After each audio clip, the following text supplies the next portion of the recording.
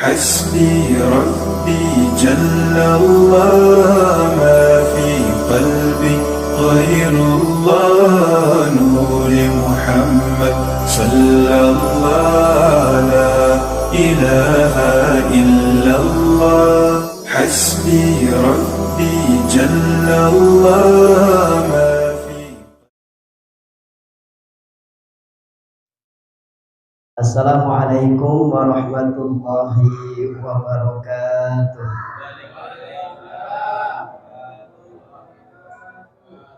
Bismillahirrahmanirrahim. Alhamdulillahi rabbil alamin. Wa bihi nasta'inu ala umuri dunya waddin. Wassalatu wassalamu ala asyrafil anbiya'i wal mursalin wa ala alihi wa sahbihi ajma'in. Amma ba'du. Bu, kalau mau foto dulu Bu, buat status. Biar fokus ngajinya. Puji serta syukur kita sama-sama panjatkan kehadirat Allah Subhanahu wa taala.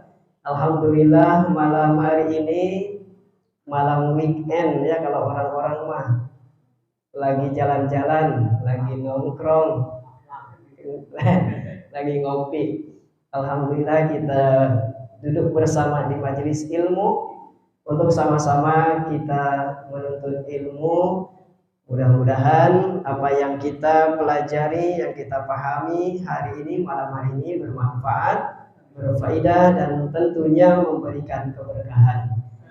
Dan yang paling penting bisa diamalkan oleh kita masing-masing.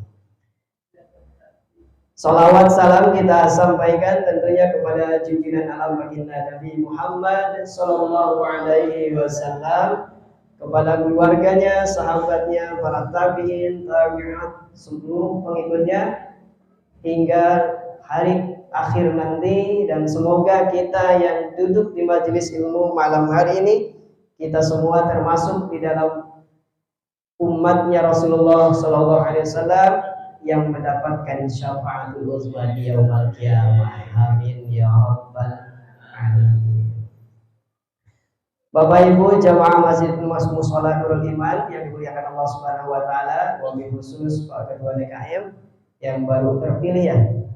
Alhamdulillah. Mudah-mudahan dengan pergantian ini program yang ada di Mushola Nurul Iman ini meningkat dan tentunya bisa memberikan kemaslahatan untuk umat, wabil khusus warga Mushola Nurul Iman. Amin ya Allah. Dan kepada seluruh pengurusnya, mudah-mudahan senantiasa diberikan kesehatan, diberikan kekuatan untuk menjalankan tugasnya memakmurkan Mushola Nurul Iman ini. Kita dukung semuanya, kita support dengan apapun yang bisa kita berikan, yang penting bermanfaat untuk semua. Amin ya rabbal alamin. Bapak Ibu jamaah Mushola Nurul Iman yang dimuliakan Allah Subhanahu wa taala, yang berkenan hadir pada malam hari ini di malam kajian malam Sabtu yang biasa diisi oleh Ustadz Tajuddin Umar. Alhamdulillah malam hari ini saya bisa silaturahim kembali di mushola ini atas mandat dari beliau Ustadz Tajuddin Umar. Mudah-mudahan apa yang saya nanti sampaikan bisa bermanfaat dan bisa diamalkan. Sebetulnya di awal beliau konfirmasi ke saya, beliau nggak cerita sampai mana dan pakai kitab apa. Lihat beliau cuma WA bab toharoh gitu aja. Jadi saya akan dari awal ini jelasin. Nanti mudah-mudahan ada yang nyambung ya. Ada yang nyambung. Tapi kalau bab toharoh nggak jauh dari situ. Ya, tapi saya akan perdetail penjelasannya. Dari yang saya ambil, sebetulnya saya ambil dari 3 kitab. Saya kumpulkan dari mulai kitab dasar ya, kitab dasar, kitab Safinatun Najah, kemudian sifat kitab Taqribul Maqsud, ini kitab Fathul Qorib kalau di pesantren. Kemudian yang paling detail itu kitab di atas kitab ini nih, kitab Fathul Mu'in. Itu udah detail banget. Makanya nanti penjelasannya saya ambil dari situ terkait tentang permasalahan yang akan saya sambungkan dengan masalah toharoh. Bapak Ibu sekalian, jamaah yang dimuliakan Allah Subhanahu wa taala, sebelum kita mulai pengajian malam hari ini, kita sama-sama membacakan suratul Fatihah untuk musannif kitab ini dan juga kepada guru-guru kita yang sudah tiada. Mudah-mudahan wasilah beliau semua, ilmu-ilmu beliau bermanfaat untuk umat, ya khususnya untuk kita yang hari ini ngaji bareng untuk mempelajari bab toharoh atau terkait masalah dengan toharoh. Ala hadirin ya wa ala kulli hadin sholihan ila hadratin nabi Mustafa sayyidina wa maulana Muhammadin sallallahu alaihi wasallam ila hadratin Syekh Muhammad bin Qasim al-Ghazi as-Susani Syekh Ahmad bin Husain. Al-Fatihah. A'udzu billahi minasyaitonir rajim. Bismillahirrahmanirrahim. Alhamdulillahi rabbil alamin arrahmanir rahim maliki yaumiddin. Iyyaka na'budu wa iyyaka nasta'in ihdinas siratal mustaqim siratal ladzina an'amta 'alaihim ghairil maghdubi 'alaihim waladdallin. Amin. Saya bacakan dulu bil barakah dari kitab ini, sebagian dari nas yang dituliskan.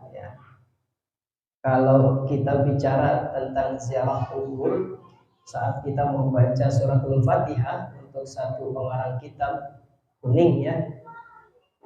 Kalau di pesantren kan sebutnya kitab kuning. Kitabnya emang warna kuning, tapi juga ada kitab yang warna putih, sebut juga kitab kuning atau kitab klasik. Ya, kitab gundul. Bismillahirrahmanirrahim. Kitabut Taharati. Al-miyahu allati yajuzu litadhhiri biha sab'u miyahin ma'us sama'i wa ma'ul bahri wa ma'ul nahri wa ma'ul bi'ri wa ma'ul mu'ini wa ma'ul salji wa ma'ul baradi. Summal miyahu ala arba'ati aqsamin tahirun mutahhirun ghairu makruhin isti'maluhu wa al-ma'u wal mutlaq wal ma'ul mutlaq wa tahirun mutahhirun makruhin isti'maluhu wa huwa al-ma'ul mushammasu wa tahirun ghairu mutahhirin li ghairihi wa huwa al-ma'ul musta'malu wal mutaghayyiru bima khalituhu min at-taharati wal qismu rabi'u ma najasa wa huwa alladhi dakhalat fihi najasatun. Ini sebetulnya tadi yang dibacakan adalah matannya, ya. Matannya itu nanti ada penjelasan namanya syarahnya. Jadi kalau kitab itu kalau yang di dalam kurung itu matan namanya. Nanti ada penjelasan pensyarahan daripada matan itu sendiri. Seperti kitab tafsir. Tafsir itu misal suratul Fatihah, alhamdu itu dalam kurung. Terus ada penjelasan di luar kurung, yaitu adalah syarah daripada matan atau penjelasan. Bapak Ibu sekalian, Masjid Jamaah Mushola Nurul Iman yang dimuliakan Allah Subhanahu wa taala. Kenapa kita penting mempelajari, memahami tentang toharoh atau yang kita sebut dengan bersuci atau bersih kalau dalam bahasanya. Karena memang toharoh ini salah satu syarat untuk kita melaksanakan ibadah. Tapi toharoh atau bersuci ini nanti terbagi dua, secara zahiriyah atau batiniyah. Kalau batiniyah nanti urusannya itu dengan ilmu tasawuf. karena dia akan ilmu tasawuf itu ilmu yang mendandani hati. Itu dengan kaitannya dengan akhlak ya. Dalam Al-Qur'an Allah Subhanahu wa taala menyampaikan firman-Nya yang sering kita baca setelah doa setelah berwudu. Apa? Innallaha yuhibbut tawwabina wa yuhibbul mutatahhirin. Kalau saya maknai dari ayat ini surat Al-Baqarah ayat 222 ya. Ini ada at-tawwabin sama mutatahhirin, ada dua. Yang tadi saya sampaikan at-tawwabina orang-orang yang bertaubat. Taubatnya dari apa? Dari dosa. Dosa ini adalah kotoran yang ada di badan kita, di batinnya. Makanya dibersihkannya dengan cara bertaubat. Apalagi di bulan Muharram ini ya. Amalan yang paling utama bulan Muharram adalah istighfar. Minta ampun dari segala dosa. Ini cara membersihkan hati kita atau batiniah kita. Sedangkan mutatahhirin bersuci atau membersihkan kotoran ini baik itu dari hadas atau najis. Hadas dengan najis bedanya sedikit. Dua-duanya kotoran. Yang membedakan kalau najis ini zahir kelihatan ya, najis ini kelihatan zahir. Kalau hadas nggak kelihatan. Contoh najis apa contohnya? Kotoran manusia, kencing hewan ya, dan lain sebagainya. Itu kelihatan, itu namanya najis. Kalau hadas kentut. Nah, angin yang keluar dari dubur, nah, itu hadas, kotoran juga yang harus kita bersihkan, kita sucikan. Ya, bahkan di surat Al-Waqi'ah yang sering kita baca, la yamassuhu illal mutahharun. Ya, tidak boleh menyentuh Al-Qur'an kecuali orang yang suci. Nah, ini jadi penting kiranya mempelajari dan memahami terkait dengan thaharah. Kemudian thaharah ini yang disampaikan Rasulullah SAW dalam hadisnya yang diriwayatkan Imam Muslim, bahwa at-tahuru, kesucian adalah sebagian daripada iman ya, syatrul iman. Kalau yang paling populer itu yang sering dulu mungkin saat kita sekolah, an-nadhafatu minal iman ya. Tapi hadis yang sahihnya at-tahuru syatrul iman. Bersuci adalah sebagian atau separuh daripada iman. Nah, ya. Kemudian ini juga peringatan dari Rasul Sallallahu Alaihi Wasallam. Kalau diantara kita itu bersuci tidak benar, ya, banyak umat Rasul yang masuk neraka itu gara-gara bersucinya nggak benar. Makanya harus diperhatikan, ya. Baik itu buang air kecil, buang air besar, ya, membersihkan dari najis, kemudian mandi junub dan lain sebagainya. Itu diaturnya dalam ilmu fikih. Nah, kemudian bersuci at-tahur atau at-taharatu, ya, yang toknya ini difathahkan, secara istilah artinya mengerjakan satu perkara yang membuat sahnya sholat. Jadi nanti ujung-ujungnya ke sholat ini Bapak. Ya, bersuci ini ujungnya ke ibadah, diantaranya adalah sholat. Puncuknya nanti ke sana. Jadi fi'lu ma tustabahu bihi shalah ait min wudu'in wa ghuslin wa tayammumin wa izalatun najasah. Mengerjakan sesuatu yang membolehkan, yang bisa sah perkara ibadah itu, ya, diantaranya sholat, daripada wudu, mandi, kemudian tayamum dan membuang atau membersihkan najis. Kalau kita nggak pelajari toharoh ini, nanti kalau ada kotoran ayam misalnya di rumah kita, ya bagaimana cara bersihinnya supaya nanti lantai ini tetap bisa jadi suci. Atau problematika sekarang, Bu, kita kalau yang di rumahnya suami istri bekerja, anak sekolah, yang ngurusin pakaian misalnya nggak ada, kita larinya kemana tuh? Ke laundry. Ini laundry penting nih kalau belajar ini. Kenapa?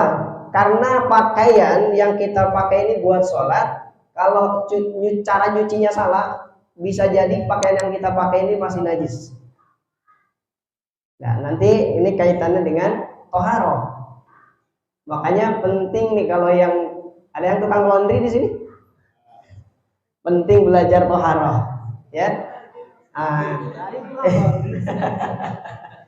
Jadi jangan sampai nanti kita mendapati keuntungan dari laundry, sedangkan baju yang dipakai orang itu masih najis, pakai sholat masih najis. Ya.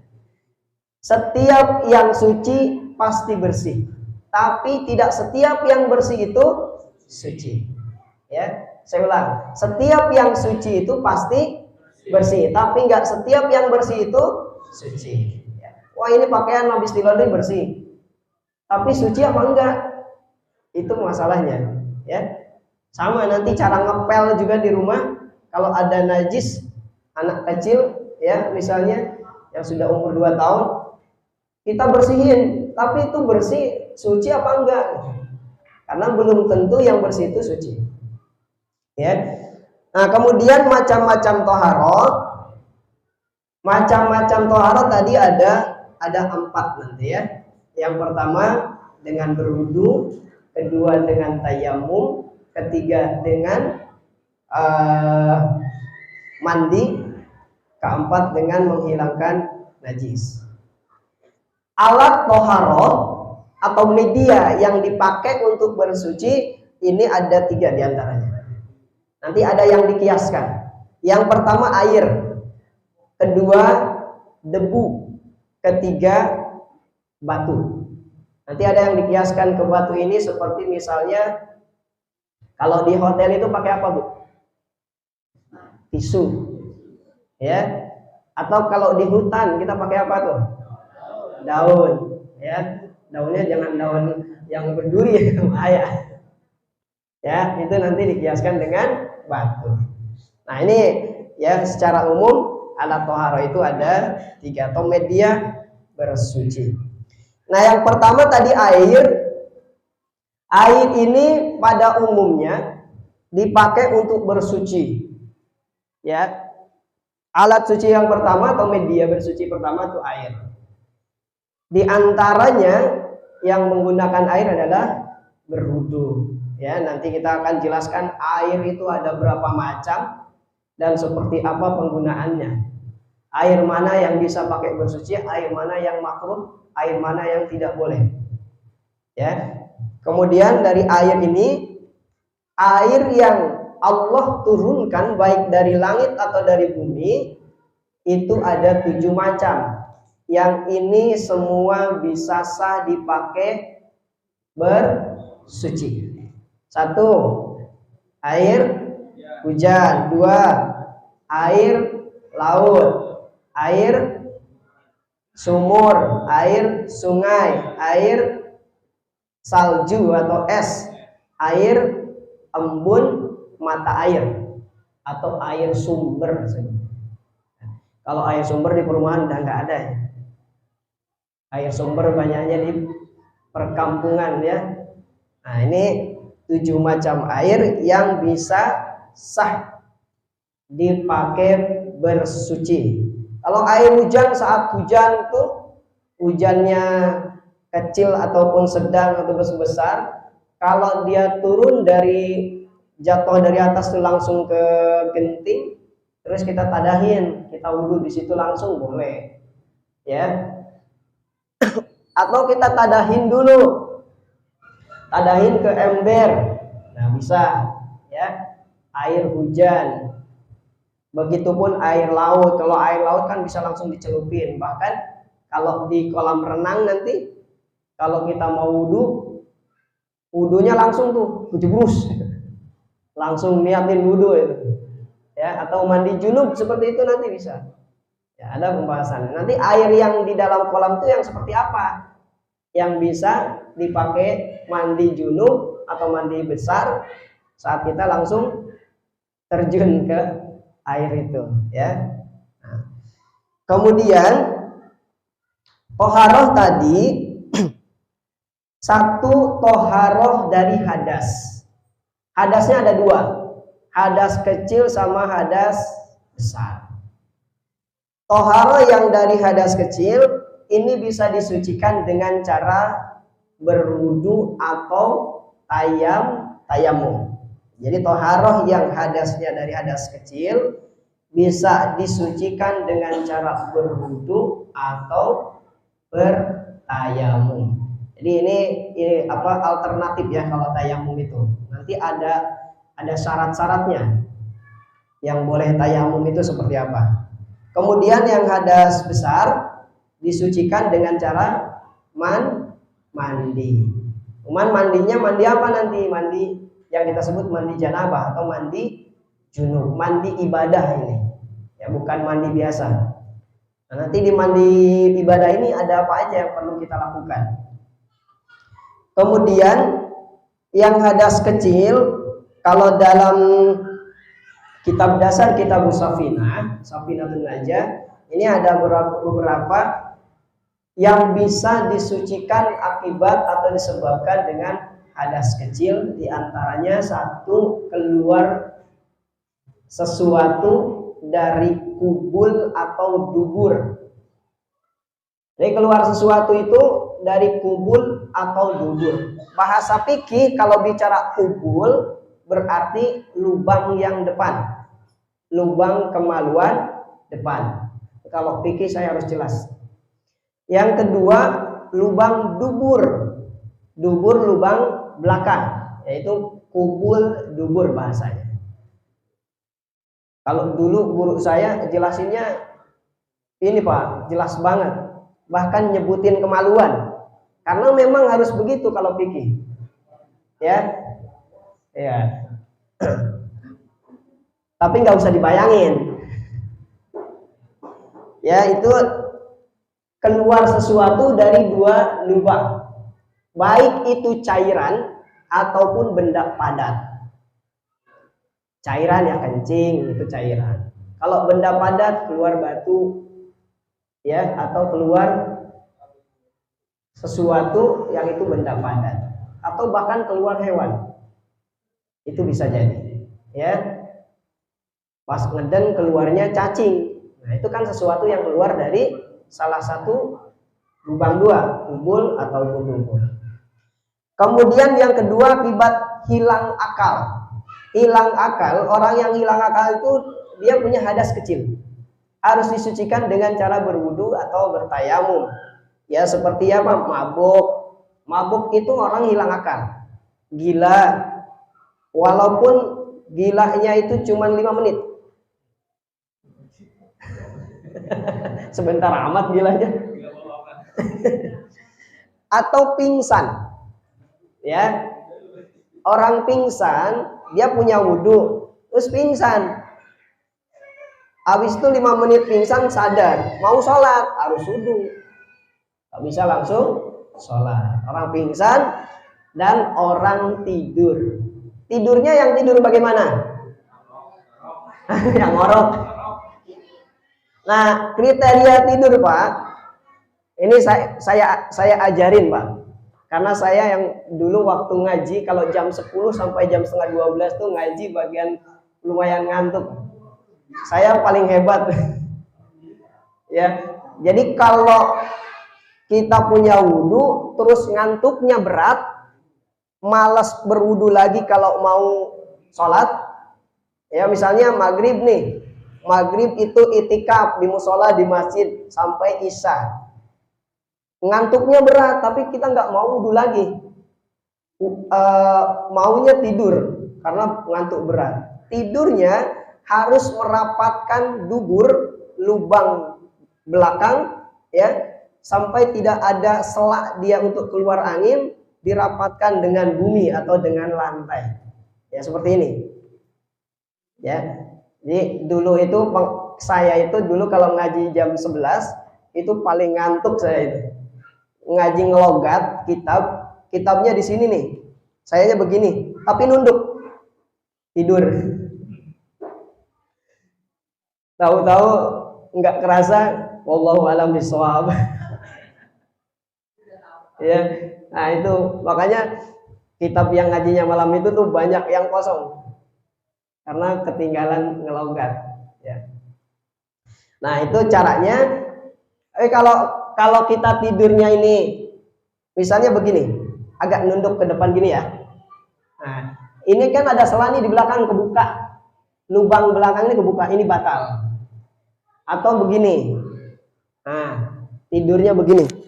Ini juga batal karena ini kebuka. Lubang belakangnya kebuka. Yang paling aman begini. Gimana kalau nanti pas kita tidur, ya, di sini ada orang, terus kita kentut tapi kita nggak ngerasa. Keluar angin, ya, anginnya angin beliung. Yang nggak kedengeran, Pak, ya, ya. Tahu-tahu kata teman kita yang sebelah kanan, kamu tidur tadi nyenyak, tadi keluar angin yang kedengeran, gitu. Kalau kitanya nggak yakin, saya enggak, lanjutin, berarti nggak batal. Tapi kalau kitanya percaya sama teman kita, ya lebih baik wudhu lagi. Enggak, saya nggak ngerasa orang tidur. Ya, berarti kalau nggak yakin sama temennya, ya, kita yakin dengan pendirian kita, nah nggak usah wudhu lagi. Berarti kita nggak batal. Tapi kalau percaya sama temennya, ya kita wudhu lagi untuk menjaga hati-hatian. Ya, itu tidur yang membatalkan dan tidak membatalkan wudhu. Jadi itu caranya kalau tidak mau batal wudhu tapi kita ngantuk berat. Biasanya kalau laki-laki Jumat, Pak, ya, hari Jumat biasanya. Nah, jam 11 itu kan waktunya kailula kalau sunnah Rasul itu. Kailula itu kan disunahkan oleh Rasul Sallallahu Alaihi Wasallam dari jam 11 sampai jam 12, 1 jam. Bahkan di negeri sana, ya, diantaranya Cina itu kalau di sekolah ada sekolah yang sudah menerapkan kailulah sunnah Rasul, Pak. Kita belum nih, ya, orang Islam aja belum nerapin. Jadi sekolahnya full day, tapi jam 11 sampai jam 12 itu tidur 1 jam. Itu dalam ilmu kedokteran, kemarin saya ikut kajian juga untuk yang jelasin waktu sholat zuhur, asar, maghrib, itu ternyata yang paling bagus menghafal itu setelah asar ternyata. Tapi ya itu tadi, harus istirahat dulu dari jam 11 sampai 12, minimal 30 menit. Itu rentan waktu yang menyehatkan.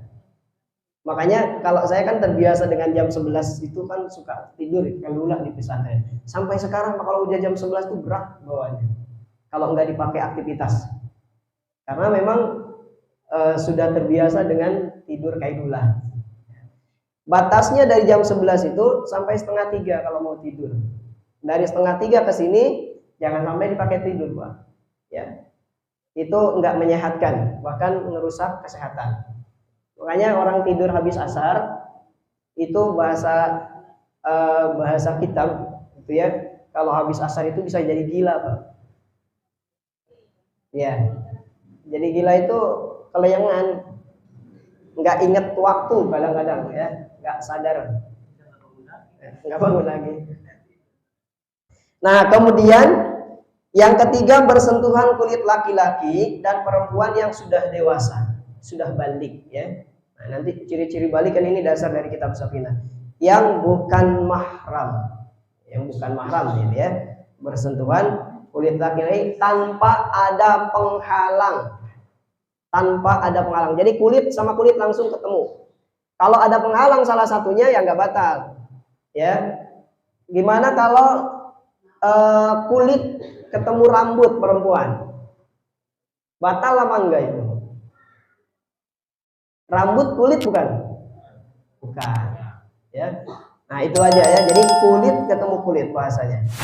Kemudian yang keempat, menyentuh kemaluan dengan telapak tangan. Tuh ya. Dengan yang disebut telapak tangan tuh yang ini.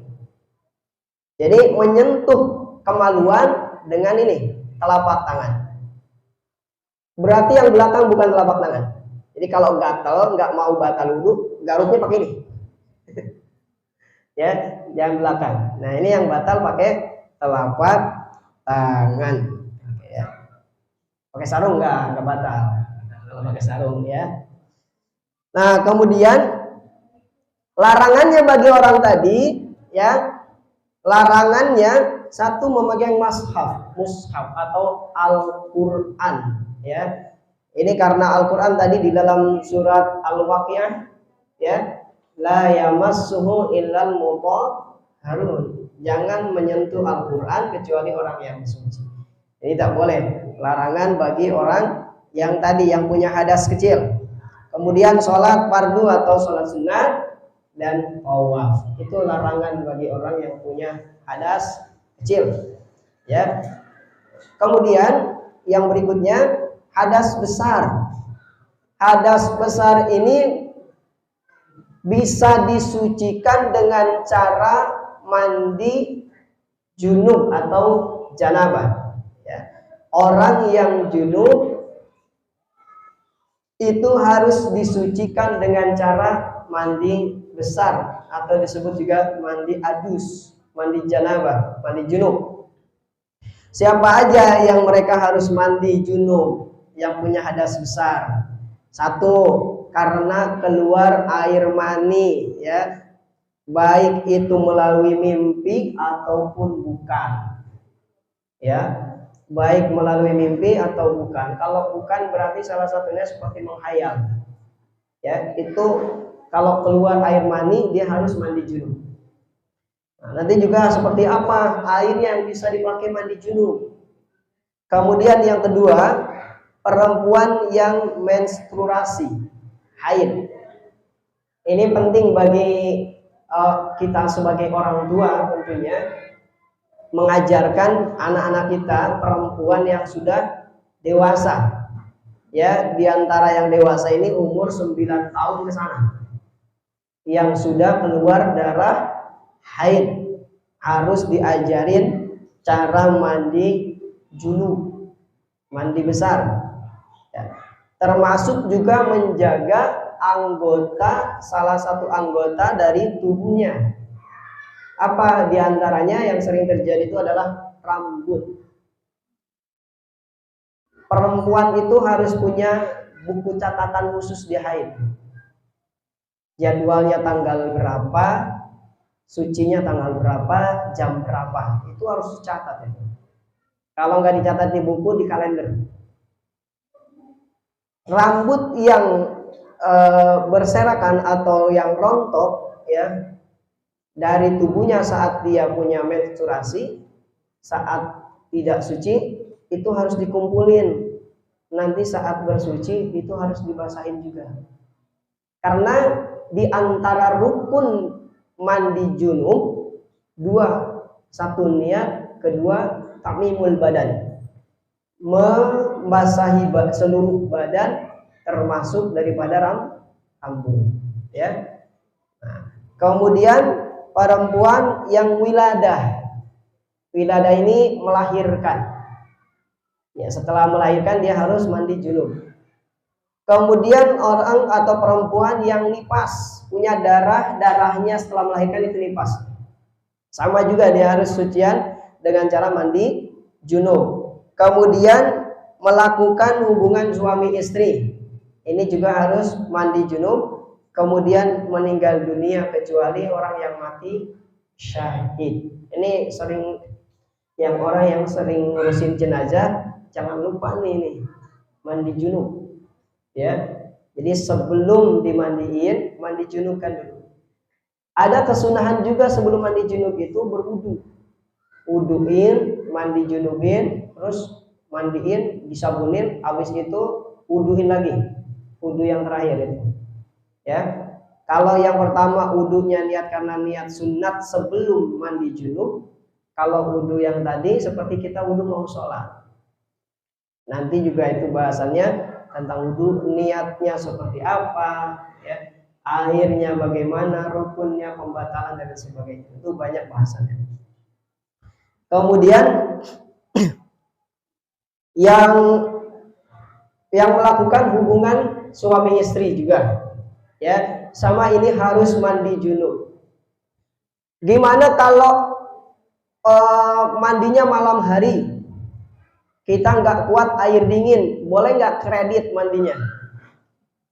Bukan motor mobil aja kredit, mandi junub bisa dikredit nggak? Ya, jadi kalau pas malam hari kita nggak bisa mandi malam, mandi junubnya nanti aja habis subuh. Nah, diperbolehkan, ya, dalam kitab Fathul Mu'in itu diperbolehkan, tidak mesti waktu itu. Mandi junub boleh dinantikan atau dikredit. Dikredit itu malamnya kita cuman membasahi sebagian anggota tubuh, misalnya kepala doang, kepalanya doang nih, tapi harus niat, ya, harus niat junub, niat mandi janabah, ya, nawaitu lirofil hadasil akbari, itu niat, ya, dibarengi niat saat kita membasahi sebagian tubuh kita atau anggota badan. Diantaranya misalnya kepala doang nih, malamnya kepala doang, tapi dengan niat. Besoknya habis subuh kita mau sholat, mandi janabah dulu, tapi nggak perlu pakai niat, langsung mandi seperti biasa, karena melunasi hutang yang tadi malam. Itu caranya, ya. Jadi boleh dikredit. Nah, kemudian toharo yang terakhir, bersuci daripada najis. Nanti najis terbagi 3, ada mukhaffafah, mutawassithah, sama mubalaghah. Cara bersihin, cara nyuciinnya seperti apa, ya. Nah, saya lari ke nomor 1, cara mensucikan hadas kecil. Itu yang pertama dengan wudu, ya. Nah, syaratnya nanti kalau terkait dengan wudu ini bahasannya, 1 ada syarat sah wudu, ada rukun wudu, ada pembatalan wudu, ada niat wudu, ada alat wudu, kemudian syarat-syarat wudu. Beda antara syarat sah wudu dengan syarat wudu, ya. Jadi ada kata sahnya tadi, syarat sah wudu. Ada sunnah wudu. Ini sunnah wudu, Bu, ada kitab khususnya sampai membahas sunnah wudu ini hampir 75 sunnah wudu, ya, yang kita belum ketahui semua. Ternyata banyak sunnah wudu itu yang bisa kita dapatkan pahala dari wudu saja. Sunnahnya sampai 70-an. Yang pertama syarat sah wudu. Syarat sah wudu itu menggunakan air. Syarat sah wudu. Ini kalau niat wudu sama debu bukan wudu namanya, tayamum. Kemudian wudunya pakai tepung, bukan wudu namanya. Pakai batu kerikil, bukan wudu, harus dengan air. Airnya yang bagaimana? Ada 4 airnya nanti. Pembagian air. 1 ada yang disebut air suci, mensucikan. Di antaranya yang kita sebut air mutlak tadi yang 7. Ini nyambung ke yang tadi yang awal. Yang 7 itu yang bisa sah dipakai wudu, ya, air hujan, air sumur, air mata sumber air, ya, dan sebagainya. Yang 7 itu. Nah, kemudian ada air suci mensucikan itu dia ada dua nanti. Ada yang makruh dipakai, ada yang gak makruh. Ya, air suci mensucikan, ada yang tidak makruh dipakai, ada yang makruh dipakai. Nah, nanti juga air aqua ini nanti bisa dipakai wudhu enggak? Ya, kalau udah saya minum masih bisa nggak dipakai wudhu? Ya, nah, nanti kaitannya dengan masalah air. Kemudian yang kedua, air suci tidak mensucikan. Air suci tidak mensucikan itu air yang tidak bisa dipakai wudhu, adalah air yang kita sebut mustakmal. Itu air suci tidak mensucikan. Kemudian berikutnya air yang mutaghayyar. Mutaghayyar ini air yang berubah. Dia suci tapi nggak mensucikan mutaghayyar. Tapi nanti kita lihat pembagian air secara umum ada dua. Yang pertama air yang dua kula, yang kedua air yang dikurang dua kula, air yang sedikit, air yang banyak. Air yang sedikit kurang dari dua kula, air yang banyak air yang dua kula atau lebih. Ukurannya 216 liter, ukuran air banyak, ya. Nah, kemudian yang keempat air najis. Air najis ini jadi mutanajis, ya. Nah, ini yang perlu kita pahami, ya, yang perlu kita ketahui bahwa air di sekitaran kita ini banyak.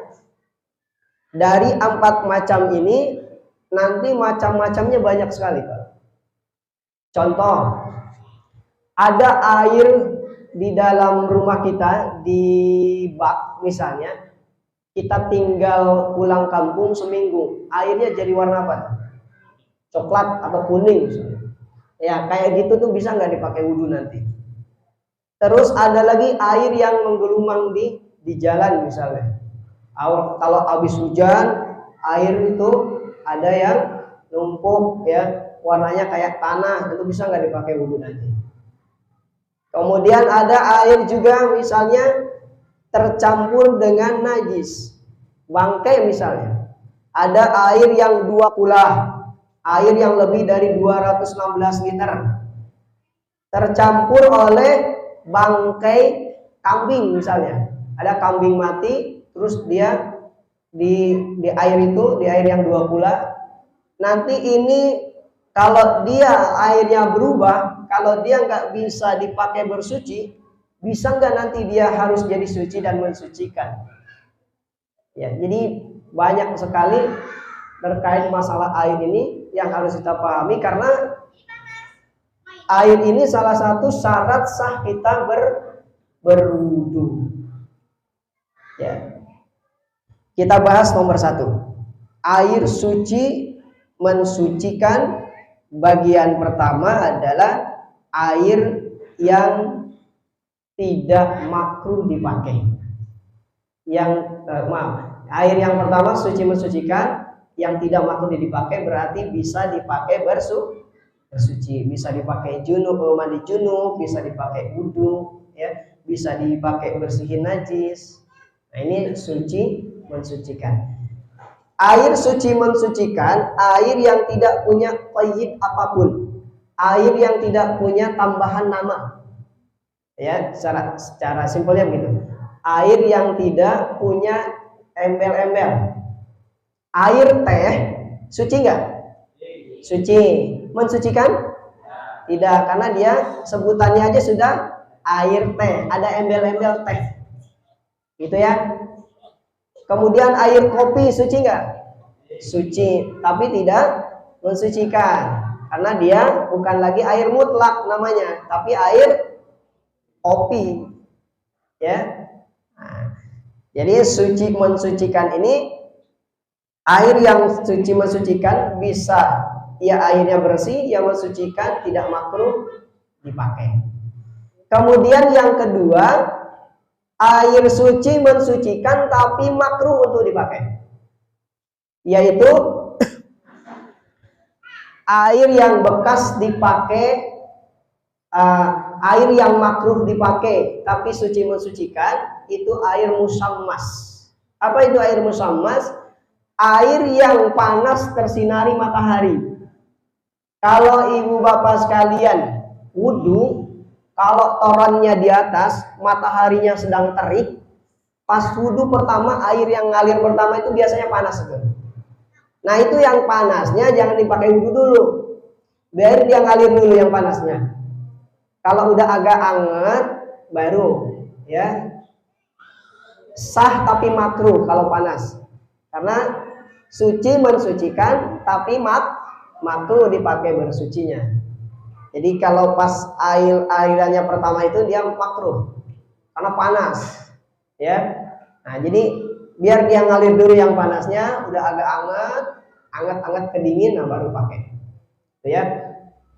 Itu air yang makruh dipakai. Atau air yang dididihkan, kita ngedidihin air panas ya, panasnya anget, paling masih panas, dipakai wudhu makruh ya. Tapi kalau dia sudah hangat, sudah nggak panas atau bahkan dingin, walaupun dia habis direbus, kalau dia suci, nggak pernah dipakai wudhu, itu suci, mensucikan ya.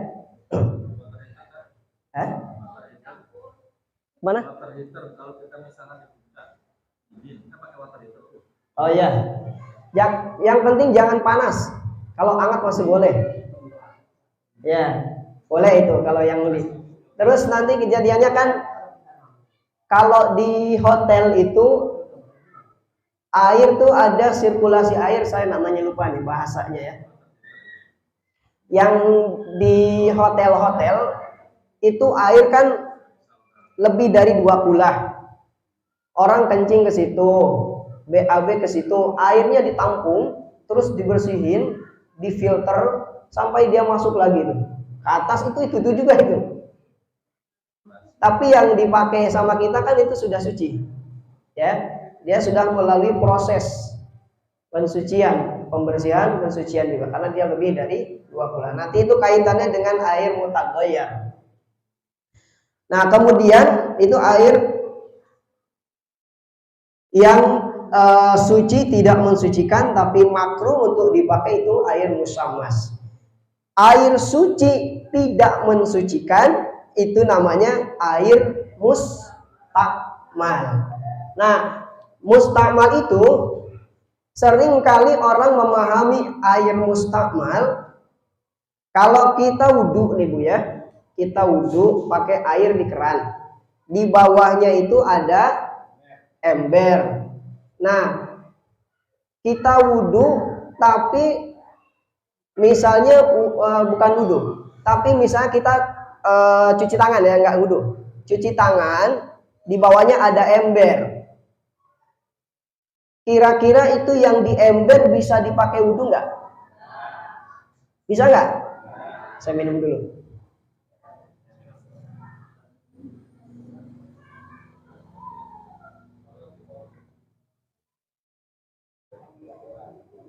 Kita cuci tangan, di bawahnya kita tadahin pakai ember, itu air yang bekas cuci tangan kita bisa dipakai wudhu apa enggak? Enggak bisa. Bisa enggak nih? Yakin?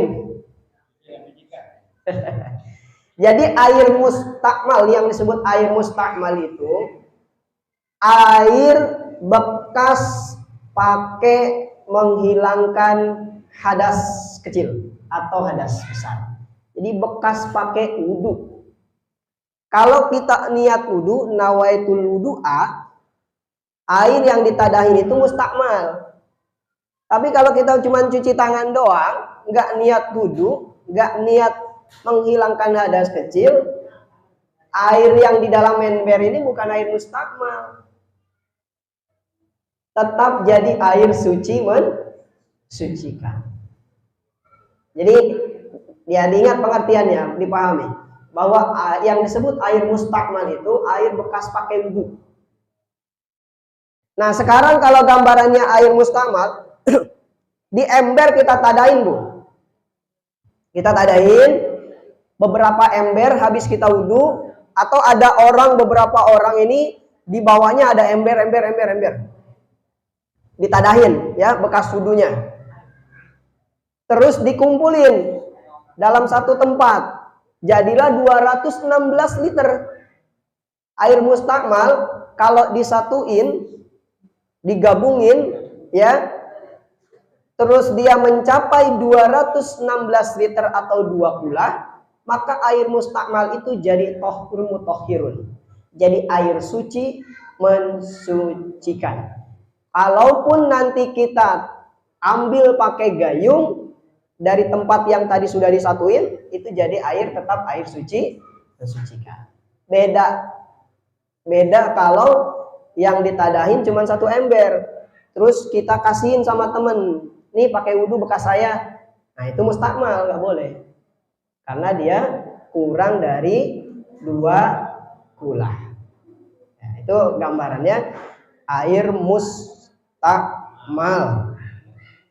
Kemudian yang ketiga, air yang disebut air mutaghayyar, air yang berubah.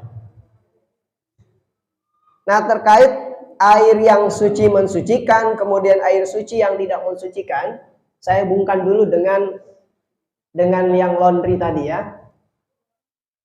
Bapak Ibu sekalian, kalau kita ini nyuci baju atau mukena ya, pakaian yang sering kita pakai sholat khususnya, kalau ini satu ember, kemudian ini ember kedua, ini sudah dicuci ya, di mesin cuci, diputerin, habis itu kita ambil, masih ada sabun nih, terus kita celupin ke sini, habis itu bersih, dicelupin lagi ke sini, habis itu bersih. Ini pakaian suci apa enggak? Ini 10 ember nih, misalnya 10 ember, dari mesin cuci angkat, celupin ke sini, celupin lagi ke sini, celupin sampai 10 kali, bersih ya, baru kita keringkan. Tuh pakaian yang kering, habis kita nyuci seperti tadi, 10 ember itu suci apa enggak? Suci apa enggak itu?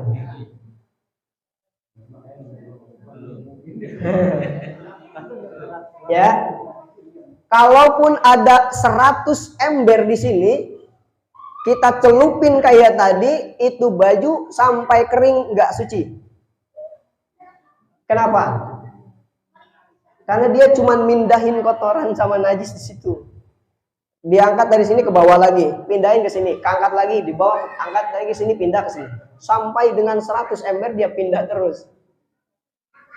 Karena yang mensucikan itu, ini juga sebagai pemahaman dasar ya. Kalau nanti kita bersihin kotoran yang itu mutawassitoh atau mughallaghah di lantai, yang suci itu air nibanin benda. Air nibanin benda. Ya. Bukan bendanya yang nibanin air. Ini paham gak, Bu? Jadi airnya yang nibanin benda. Kalau misalnya di sini ada kotoran, ya kotorannya, misalnya kotoran ayam, itu yang zohirnya, yang kelihatannya tuh kotorannya dicomot dulu, dibuang. Habis itu kita tibanin pakai air, diguyur, ya. Kalaupun nggak digosok itu udah jadi suci. Ya. Nanti caranya kalau empelan juga sama tuh ya.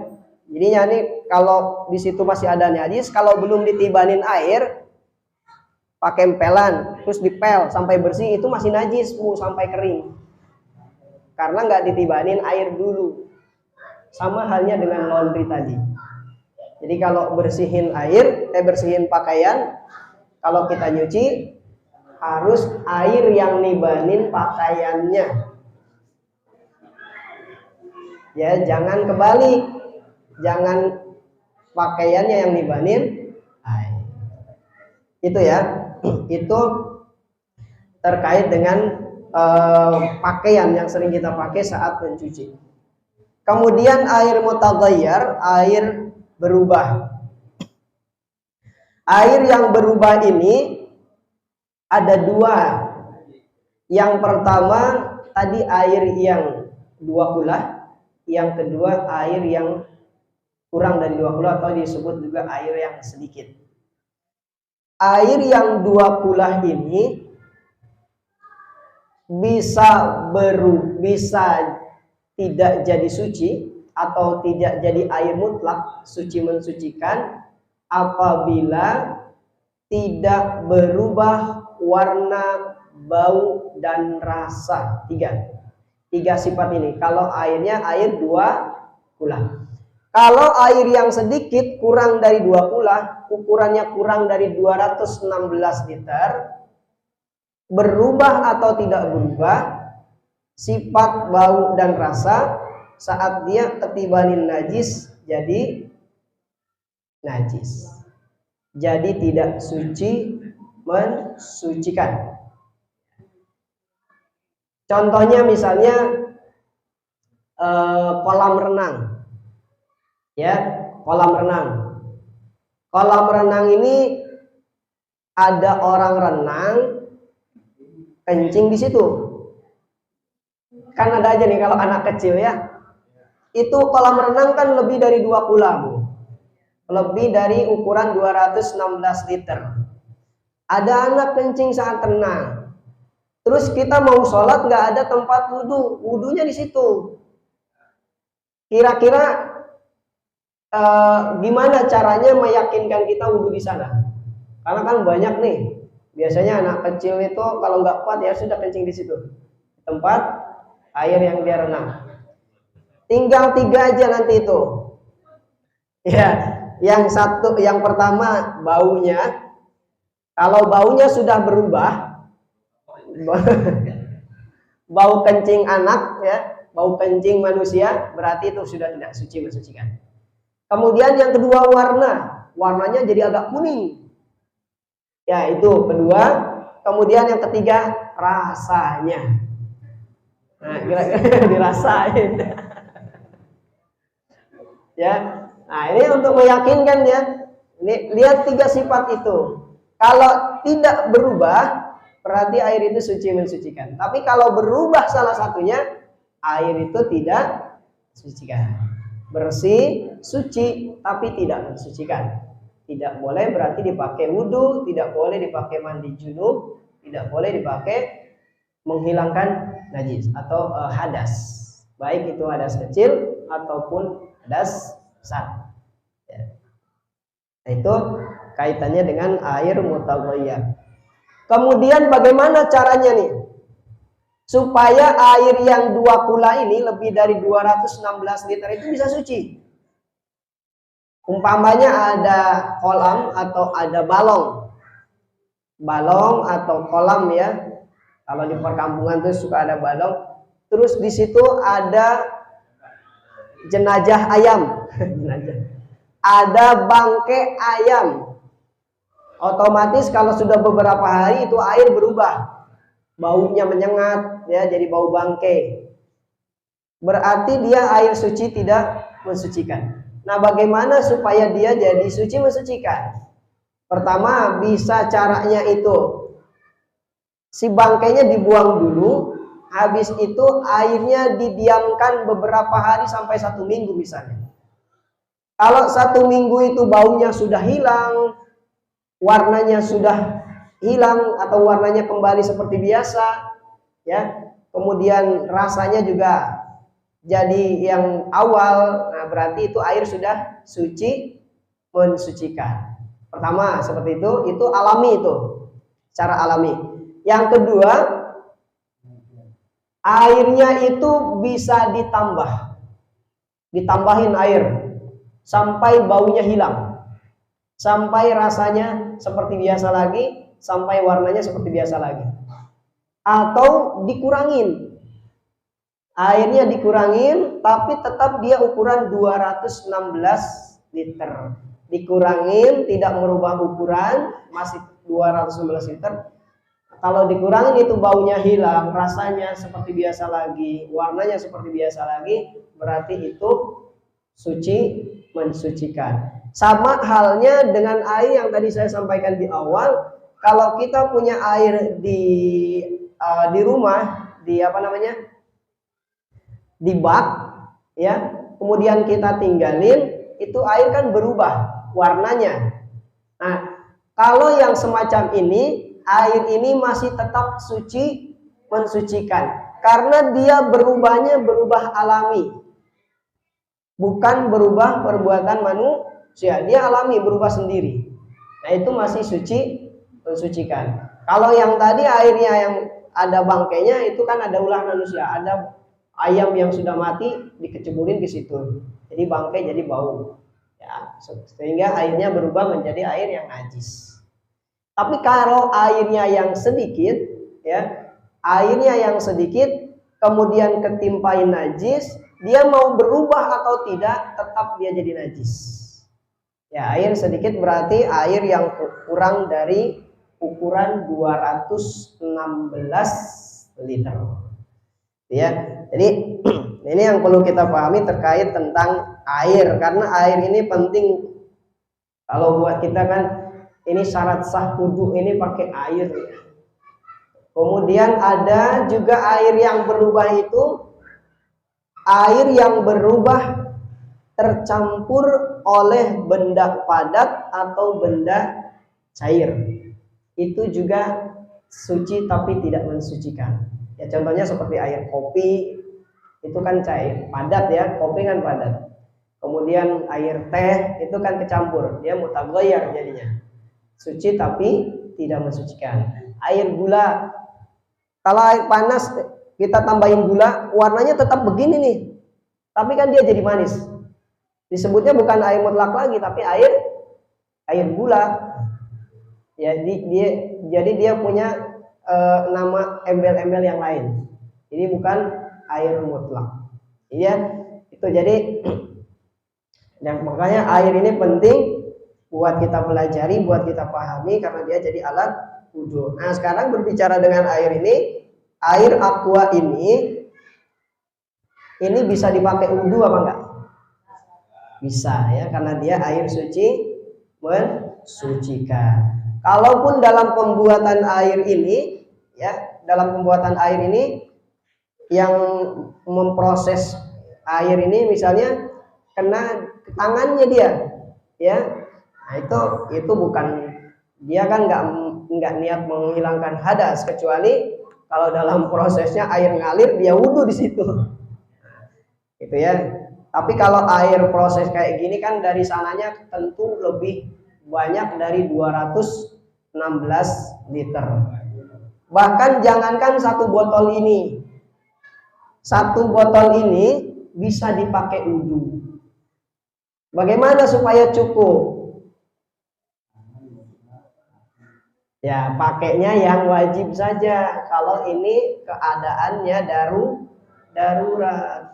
Ibu kalau naik pesawat, kalau nggak yakin dengan tayamum karena di pesawat itu dimungkinkan nggak ada debu, karena kan syaratnya harus pakai debu. Bawa air segini aja buat wudhu. Gimana caranya? Jangan disamain kayak air yang ngalir wudhunya. Cukup ditempelin airnya di sini. Ya, kalau airnya kayak gini misalnya, cukup ditempelin aja. Airnya ditempelin, ya. Habis itu kalau mau niat dulu nih, niat nawaitul du'a li rabbil alamin atau niat nawaitul du'a lillahi ta'ala. Tempelinnya ke sini sama, tempelin aja. Tapi jangan lepas, Bu. Kalau lepas dia jadi mustakmal. Tempelin terus sampai dia bersih, sampai seluruh ini terbasahi kalau muka misalnya. Kemudian tempelin lagi airnya kanan, sama, jangan dilepas, ditempelin. Sama kiri juga sama, ya, kayak tayamum, tempelin tapi pakai air wudhu ini, ya. Jadi jangan dilepas. Kalau dilepas jadi mustakmal nanti kalau dipakai ke sini lagi. Itu caranya ya, kalau kita wudhu pakai air yang sedikit sampai bahkan dari dari satu aqua ini bisa cuma setengah. Kalau kita pakai wudhu seperti tadi. Ya, pakainya yang wajibnya saja. Kaki juga sama, tempelin aja. Ya, airnya sudah nempel di sini, tempelin ke kaki. Kiri dan kanan. Ya, yang wajib ada berapa anggota tubuh? 1 muka, 2 tangan, 3 ini ya sebagian dari kepala, 4 kaki. Cuma 4. Ya, yang 1 dan 6 niat dan tertib. 6 fardu wudu. Ya. Nah, niatnya nanti seperti apa? Niatnya kalau ketika wudu itu sebenarnya banyak ya kalimat niat untuk wudu. Bisa nawaitu thaharati lillahi ta'ala, nawaitul wudu'a lillahi ta'ala, atau nawaitu birabbil hadasil asghari lillahi ta'ala, ya. Itu niatnya boleh pakai bahasa kita juga kalau nggak bisa bahasa Arab. Niat wudu itu pas kita basahin muka. Ini yang salah. Ya, jangan salah menerapkan niat. Dan niat itu adanya di hati, bukan di mulut. Kalau cuma nawaitul wudu'a lillahi ta'ala, bukan niat itu. Niat itu dalam hati, ya. Itu hanya lafaz yang membantu hati. Ya. Kemudian kalau misalnya kita sudah sampai tangan, niatnya lupa. Pas tadi basuh buka, saya belum niat. Kira-kira diulang atau lanjut? Diulang apa lanjut? Diulang, karena belum niat. Ya. Terus misalnya ada penghalang, habis ngechat nih, misalnya bapak-bapak ngechat. Maghrib, sebelum maghrib ngechat. Habis maghrib wudu, isya sholat, subuh sholat, duhur sholat, sampai 5 hari itu chat masih ada di sini. Baru kelihatan hari kelima, dah ada chat di sini. Nah, gimana sholat kita? Wudunya sah apa enggak itu?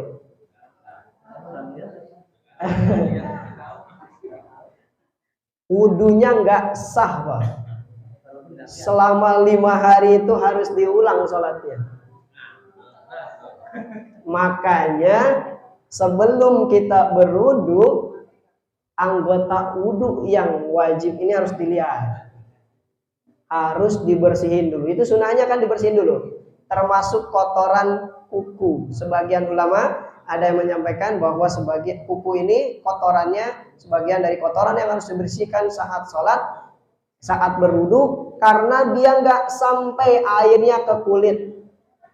Kalau kayak tadi kan ada cat di sini, airnya nggak nyampe ke kulit, ya, kecuali yang uzur.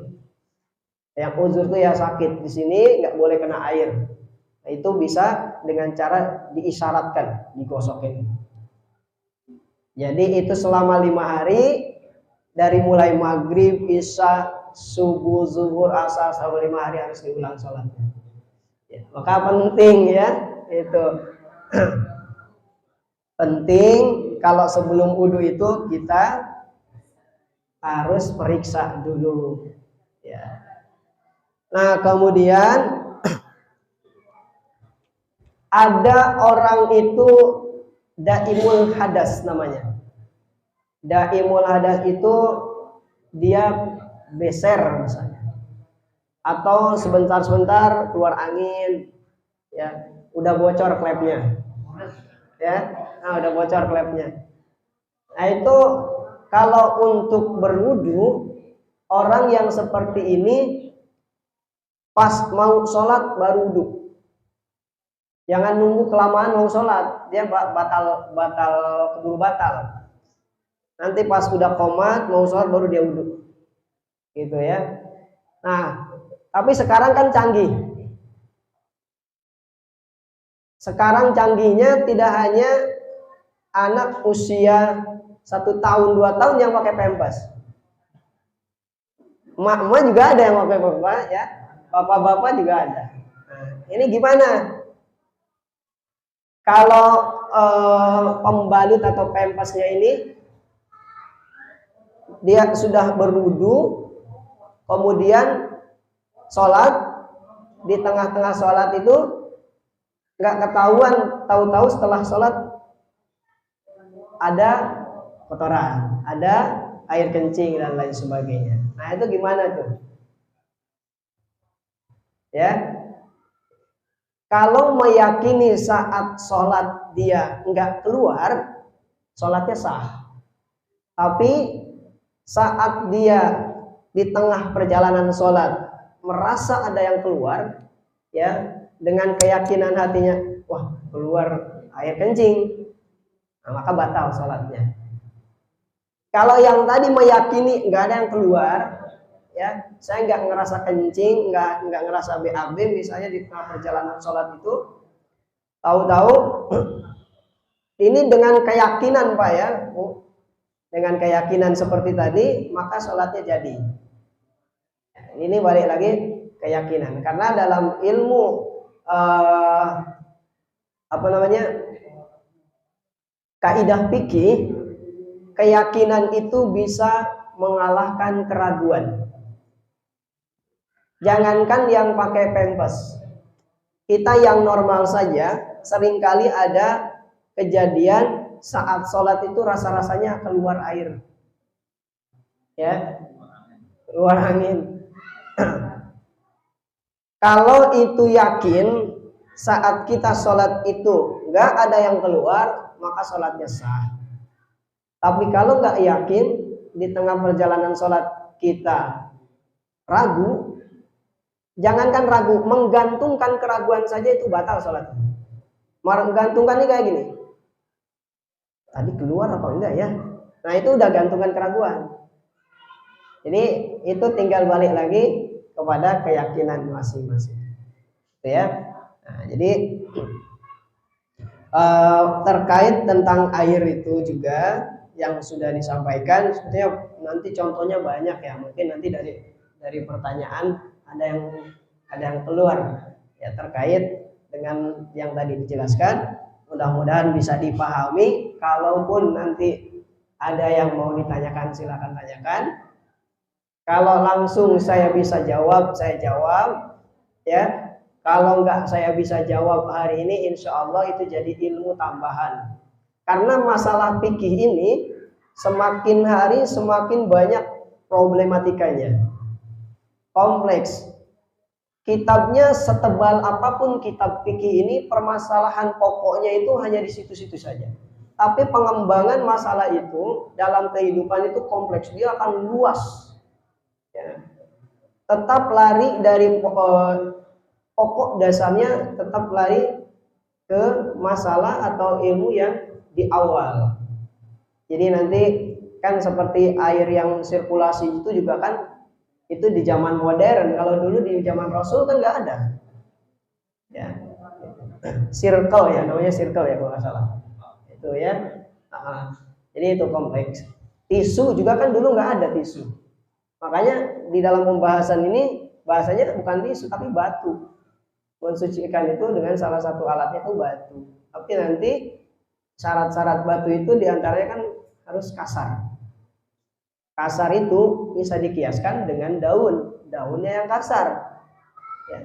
Ataupun sesuatu yang bisa dipakai. Kalaupun itu seperti tisu, ada syarat yang kedua, harus 3 penjuru, harus 3 3 sisi kalau batu itu. Jadi yang sisi satu itu misalkan bersihin satu, yang kedua di sini, yang ketiga di sini. Itu harus 3 kali, minimal itu 3 kali, ya, untuk meyakinkan kebersihan. Nanti kalau pakai tisu, berarti tisunya harus 3. Satu buang, ambil kedua buang, ambil ketiga buang, ya. Itu 3 kali minimal untuk meyakinkan. Kalau belum yakin 5 kali, yang belum yakin 7 kali, kelipatan ganjil dia, itu ya. Nah, tapi kalau saya belum pernah pakai tisu Pak. Kalau di tempat di hotel itu kan suka ada air jalan bawah atau pakai air yang di itu ya. Karena memang saya tuh kalau paling nggak nyaman ke kamar mandi di hotel Pak. Jujur saya paling nggak nyaman karena terbiasa dengan air. Ya, kalaupun itu memang diperbolehkan sebetulnya kan, kalau syarat-syaratnya sudah terpenuhi diperbolehkan. Tapi yang namanya kita kadang-kadang kalau pakai tisu rasanya nggak bersih gitu. Rasa-rasanya di hati itu nggak yakin gitu. Kayaknya tapi yang sesungguhnya boleh ya, diperbolehkan bisa menggunakan tisu atau batu atau daun pengganti daripada air. Itu saja ya yang saya sampaikan. Mudah-mudahan bisa dipahami dan bermanfaat. Kalaupun ada yang mau ditanyakan, silakan tanyakan. Kalau saya bisa jawab hari ini langsung saya jawab. Kalau tidak, bisa jadi PR saya dan untuk perluasan wawasan saya berikutnya. Terima kasih. Itu saja yang bisa. Ini jam berapa ini? Kira-kira udah 9:30, saya mau pulang. Ya, itu saja yang mungkin ini nggak kepake nih. Mohon maaf. Itu saja yang bisa disampaikan. Kalau pakai pakai proyektor lebih enak sebetulnya. Tapi mudah-mudahan apa yang disampaikan ini bisa keserap ya sedikit-sedikit. Ada yang dibawa pulang yang bisa dipahami, tentunya bisa diamalkan. Kalau yang tadinya salah, mudah-mudahan habis pengajian ini jadi paham, ya, jadi bisa lebih hati-hati dalam bersuci. Demikian yang bisa disampaikan. Wallahu a'lam bishawab. Assalamualaikum warahmatullahi wabarakatuh. Bapak-bapak, ibu-ibu, ada yang nanya dari bapak-bapak dulu nih.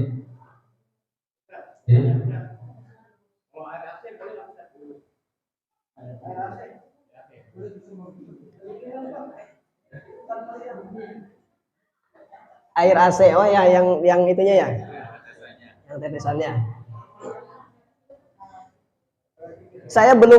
Kalau saya belum paham, air AC itu dihasilkan dari mana? Nah, selama air itu tidak mutagoyar, ya, mutagoyar itu tidak berubah. Berarti itu uapnya. Dari uap ya. Air uap itu kan salah satu air yang sah bisa dipakai wudhu, Pak. Ya, dari yang 7 tadi seperti air embun ya. Air embun itu kan bisa dipakai bersuci. Kalau dia di penampungan ember atau apapun itu tempatnya, ditampung dia jadi air 1 ember, kemudian belum mustakmal, tidak mutagoyar. Tidak mutagoyar itu karena dia termasuk kategori air yang sedikit ya.